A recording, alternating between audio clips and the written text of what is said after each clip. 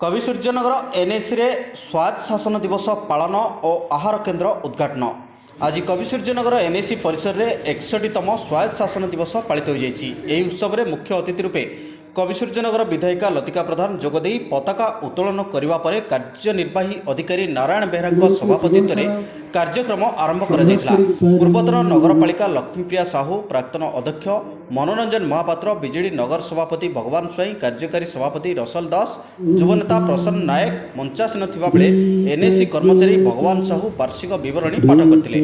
कार्यालयर कार्यकारिता एवं दिवस पालन अवसर में परिमल परिदर्शिक आभिमुख्य प्रदान करथिले। परे परे कार्यालयर श्रेष्ठ कर्मचारी को संबर्धना करा जायतिला।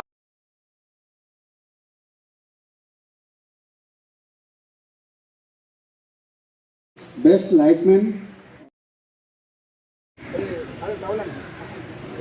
से आसिक पुरस्कृत हूँ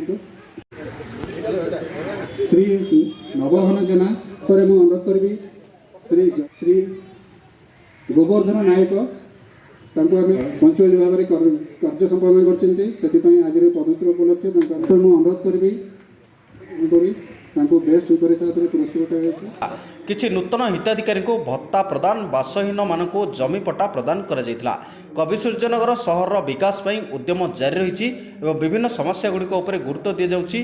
अतिशीघ्र ट्राफिक समस्यार समाधान पई रास्ता संप्रसारण करा जिवो बोली विधायिका तांको अभिभाषण रे मत व्यक्त करथिले। शेषरे एसआई शशांक शेखर महांती धन्यवाद अर्पण करथिले। परे परे बस स्टाण्ड ठारे नूतन आहार केन्द्र को मान्यवर विधायिका लतिका प्रधान शुभ उद्घाटन करथिले।